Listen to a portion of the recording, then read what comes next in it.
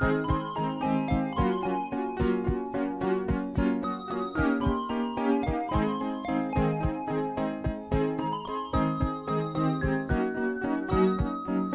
you doing there, folks?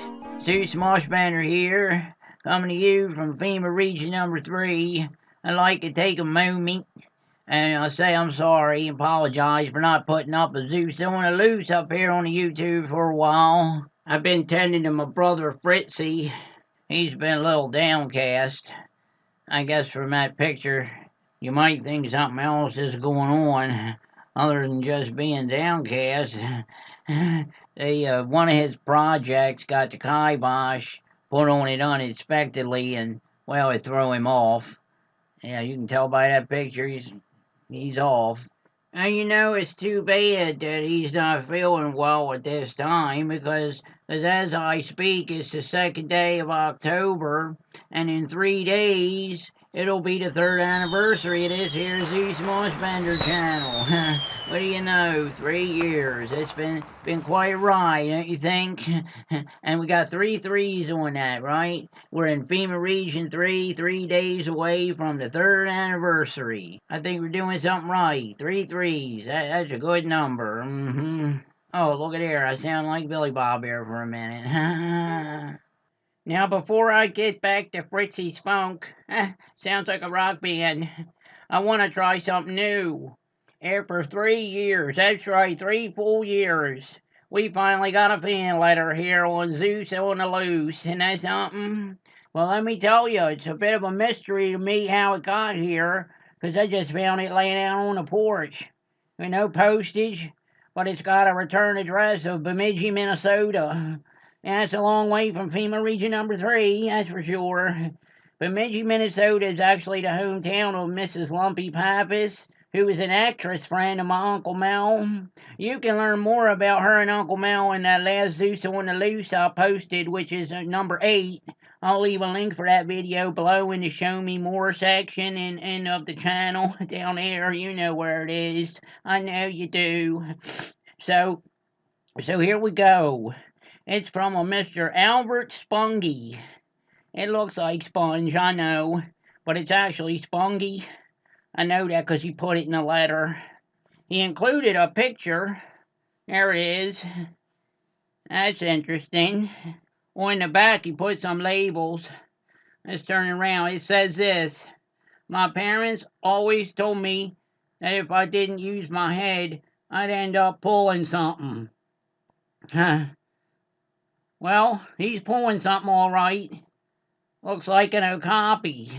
That's certainly a first for me, as I was always led to believe that the okapi is conducive to clinging to the canopied rainforests and stream banks of the northeast Congo and the continent of Africa, rarely even venturing into the savanna or swamplands. And so, seeing one being pulled on a sled in the low temperatures of Minnesota, well, that's quite odd. Along with that plunger. Well, let's read the letter. Dear Zeus, and he's got it spelled Z-O-O-T-S, Zeus. Dear Zeus, how's it hanging? I really don't know what that means, but I always heard Mother say it to the butter and eggs man. I am fine.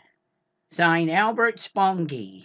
P.S. I know it looks like sponge, but it's spungy.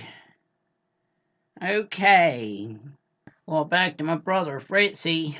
As many of you know, Fritzie, he writes all the little musical intros to my friend Levon Schnoll's videos when he does what is this, and all that. There's a picture of Levon there. I showed that picture because that's usually what he does when he hears something Fritzie gives him. Well, aside from that, Fritzie was working on a couple of musicals. That's right. You see, he stopped working on one of them quite a while ago because he just ended up thinking it was stupid. Well, that isn't exactly true. It's not that it was stupid. It's really because he had a falling out with our friend Woo Gnitz. Yeah, see, it all started when Woo was served with a summons to appear in court to testify whether he believes a vowel should be inserted into the family's last name. It's pronounced Nit or something like that. I have a hard time. People in school used to say I was dyslexic. Actually, I think I was more axlaxic. That's a funny joke there. See there, G, one of them little things, whatever that is, NTZ. See? No vowels. What happened was this. Years ago, Woo Woo's grandfather, Fred Nint, went to court and had all the vowels removed from the family name after Woo Woo's sister, Fifi, had embarrassed the patriarch by losing an exorbitant amount of money on Wheel of Fortune. There she is there, look at her. First time anybody ever won a Wheel of Fortune and ended up owing, I know, look at her, 8 cents. Well, this incensed Grandpa Knitz, and he removed the vowels from the family name. One interesting thing that happened in one of the previous court cases was, I'm not sure which family member it was, but somebody got out of hand and was cited for contempt of court, and instead of the judge sentencing them to go to jail, he took that little thing that they got there after the G. The judge removed that as a punishment. Now, going back to Woo Woo's sister, Fifi, she's deceased now, so she's not taking part in a court case, of course. Can't have no dead people in the court. They can vote, but you can't have them in the court. You know, Labum, he actually mentioned the family in one of his videos once, trying to say the name. Look. You wanna know who's Woo Woo? I'll tell you who's Woo Woo. Woo Woo is a friend of Zeus Mossbender. Woo Woo Gnitz. Gnitz. GNTZ, no vowels. Got a sister named Fifi, PHPH. Fifi Gnitz. She even died strange. She apparently was allergic to her own cartilage. Yeah, she got nervous at a bus stop and started biting her fingernails. She keeled over on her way to getting a nose job. Man, oh man, that's pretty sad, being allergic to your own cartilage. Well, eventually, old Fred Nitz, he kicked the bucket. Ironically, Grandpa Fred, he died in the exact same way as his brother Schnecky, of a usually rare case of what is known as Belgian rickets. And the only thing that doctors have ever written about it is that you get it from playing in the grass. Whether it's Belgian grass, I don't know. Sounds more to me like the kind you can get in Colorado. That's another little joke. Unfortunately, we didn't have any photos of Schnecky, because he died back in 1927, about 10 years before Fred was even born. But if you so choose, you can learn some more about Woo Woo's Uncle Schnecky and Zeus on the Loose #2. I'll leave a link to that video below as well. You'll know where to find it. I know you will. Well, as I say, old Fred Nitz, having been struck down by some kind of weird rickets, went on to meet the Lord. And now the family wants the vowels put back into the name. The reason that Woo Woo has to testify was because he's the only one in the family that remembers what the vowels were. But he didn't want the vowels put back in, because when he was little, the old man used to give him Slim Jims. He felt he'd be dishonoring Granddad Nitz's memory if he tells him what the vowels were. Well, at any rate, Woo Woo's all distraught over this, and Fritzie says that the whole issue is too stupid to get upset over. So Woo Woo gets mad at Fritzie and says he can't use the script he wrote for Fritzie's musical. Now, the musical was not a comedy at all. Oh no, it was a very serious expose about atrocities in nursing homes. And let me tell you, Fritzie had a couple of really powerful musical numbers already written for the piece. They were very, well, you could call them haunting or poignant. Well, there was one that was kind of light. He wrote one that was sort of romantic, kind of a throwback to the old romantic tunes from the musicals of the 1940s and 50s. It was called Walkerin' My Baby Back Home. Now, during this whole thing, one of the bigger disputes that Fritzie and Woo Woo had was over another song. Remember that song that they always bring out at Christmas time. It's a song called Grandma Got Run Over by a Reindeer. Well, Fritzie wrote one called I Think Something Just Crawled Out of Grandpa. And that was the one that was poignant. And very much unlike the song at Christmas time, the one they play about Grandma, the one Fritzie wrote is a true story. And the grandpa in the story just happens to be Granddad Fritzie's. And that's something. And let me tell you, once you hear this story, you'll realize why his eyes were all popped up out of his head. It's one for the books, let me tell you. And if that's not enough, the story is corroborated by yet another of the Gnitz clan. It was Woo-Woo's cousin, J.J. Gnitz. You see, Cousin J.J. was working at the retirement village where Grandpa Gnitz was living. It was the Southbound Retirement Village and Geriatric Center. And J.J., he was the in-house geriatric entomist. In other words, if one of the old folks needed a shot, well, not a needle, you know what I mean, they called Woo-Woo's cousin. But the strange thing is that JJ was a volunteer. Well, one morning JJ got the call, and according to Woo-Woo, cousin JJ would always run. So he gets there in seconds flat, and just before he's about to do the deed for his granddaddy, he said he saw something shoot out of the old guy faster than Crisco melting down the size of a waffle iron. My Aunt Squeaky always used to say that. I guess JJ remembered it because Aunt Squeaky used to babysit him when he was little. I did a video on the adventures of my Aunt Squeaky. You can find the link below with the others. Now, where was I? Oh, yeah, Cousin JJ Gnitz. Yeah, he said he saw something shoot out of the old man. Now, I figure this is crazy. I mean, don't you almost gotta question the credibility of a person that's a pro bono entomist? Jeez. Now, Woo-Woo says he don't believe it, but JJ tells him, no, man, as fast as it shot out, I saw it slow down and walk. Well, make a long story even longer, Woo-Woo won't let Fritzie use the song in the script because the story is based on something that happened in his family, and Fritzie said that the whole issue with the family was stupid. Now, as a side note, Woo-Woo is also part of writing the script along with our other friend TT Albemarle, for something that we showed on the very first episode of Zeus on the Loose. It was called The Trial and Persecution of Little Tony, which I directed, and TT and Woo-Woo wrote the script. Fritzie, he didn't have nothing to do with this particular project. I'll leave a link for that video down there in the Show More section for anyone who wants to catch up with The Trial and Persecution of Little Tony. But here's the interesting thing that's tied in with this.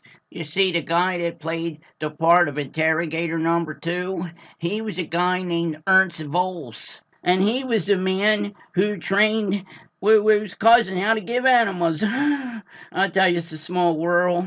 Okay, well, that is only part of why Fritzie's been down. Like I said, Fritzie was working on 2 musicals, but since the nursing home one, which was going to be called Thank God There's No Bingo in Heaven, and let me tell you, it's real unfortunate that this project got nixed, because look who Fritzie got to direct and choreograph it. That's right, Daryl Hall. Fritzie and Daryl got to know each other last summer, and you got it, I told that story too. Zeus on the Loose number 7. Check the links. Now, since work on that one was scrapped, he put all his energy into this other one. A Town Without a Pickle. That's one of the posters he had designed for it. Now, the poster pretty much helps tell the rest of the story. Now, if you take a look at this poster here for the great Broadway musical Fiddler on the Roof, see, it says here, it's too little to read, but you can believe me, I know you can. It says here that Fiddler on the Roof is based on the stories of Tevye the Dairyman by a guy named Shalom Aleichem. He had a different name, but I don't want to talk about that. Well, look back at Fritzie's poster, and you will see the same sort of notice. You see, A Town Without a Pickle is based on Yips Oomp's Tales of Chinchy Roebuck, or The Pickler of Stad. According to the legend, Chinchy Roebuck, an American con artist from Wilmington, Delaware, pretends to be a Swiss pickler and win the hand of Lucy Braunschweiger, the shop stewardess of the local milkmaids union. It's kind of like an Alpine version of the Music Man, only the guy ends up falling in love with a pickle. Well, actually, it's like 65 of them. Well, during the writing of several of the songs, one of which was called Get That Pickle Out of Here, sung by the villain, Don Zug, who was going to be played by our friend T.T., Fritzie meets, who would eventually be cast to star as Chinchy Roebuck, Schmid's Aramarillsbrelster. That's quite a name, isn't it? Well, in an ironic twist, Schmid's mother, she went to court and tried to get another syllable added to the name. The judge said she was an idiot, so they went home. Well, it was also at this juncture that Fritzie had decided to make the piece a little more upbeat. He felt that A Town Without a Pickle was somewhat a dour title, so he renames the musical Take Me On Down to Pickletown. Now, I'd love to give you all more of what the plot of the musical is, but Woo Woo's got the script holed up in an old safe that belonged to Uncle Schnecky, and Fritzie won't let anyone see the music or the lyrics. All we really know about the story is that a man rejects a woman for an entire barrel of what many consider to be a refreshing and crunchy snack. Now, there is another reason that Woo Woo and Fritzie won't divulge the plot, and it's because someone leaked out that the main character has it for at least 65 pickles, and Fritzie ended up getting hate letters from a group of vegetable bigamists. Yeah, you heard me, and I don't mean like comatose people that got more than one spouse, no. These are people getting married to legumes, tubers, silos full of corn. Fritzie got a death threat from a woman who was married to 2 tomatoes and a truffle. Now look at this. I know it's not a vegetable, but here's a guy and married some kind of, he married candy. Oh, it's like a big piece of butter brickle. MLGBT people ain't the only ones out there. Now here's where the story starts to get weird. You see, all of this stuff I've been talking about is somewhat moot, because last month, Fritzie's friend and star of his musical, Schmid's Aramarillsbrelster, his Chinchy Roebuck, went missing. You see, the way Fritzie decided to cast Schmid's to star in his musical was because he happened to catch his show, that is, Schmid's show, on PBS called Squirrel Talk with Schmid's. See, it's quite apparent that there's something wrong with Schmid's. Fritzie figures someone like this is perfect to play a character that leaves a woman for 65 pickles. Now, Schmid's was supposed to come over to Fritzie's to work on some lyrics, but Schmid's had to do his PBS show first. Let's go talk to the squirrels. Let's go talk to the squirrels. If you got the guts, they got the nuts. So let's go talk to the squirrels.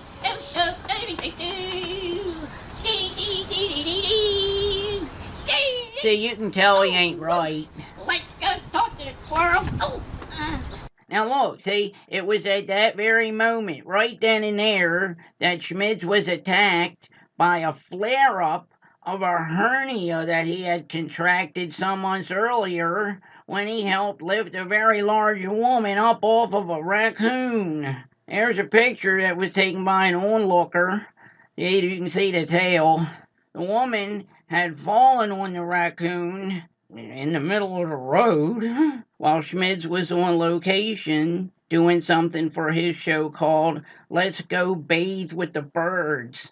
See, there's a picture there. You can see Schmid's there in the water. But while he was helping the woman, he really hurt himself because he had to put forth more effort, as he literally had to pull the raccoon out from up there. And the thing was still alive. And get this, when they pulled the raccoon out, it was eating a hot dog. Now, as the woman was quite large, the raccoon was a little one, but it was eating a jumbo hot dog. I just thought I'd throw that little detail in for color. And I heard that once that thing hit the ground, it ran away fast. Kind of reminds me of that story of whatever it was that shot out of Grandpa. Man, oh man, you can't make this stuff up. Or can you? So, they take Schmitz to hospital and they remove the hernia. Fritzie goes to hospital to see him, but he's gone. The hernia's there, but Schmitz ain't. He's gone. No one's seen him since to this day. So, now you know why Fritzie's pretty distraught. He got TT to make up some missing posters, but TT got confused and he put a picture of the hernia on the poster instead of Schmid's.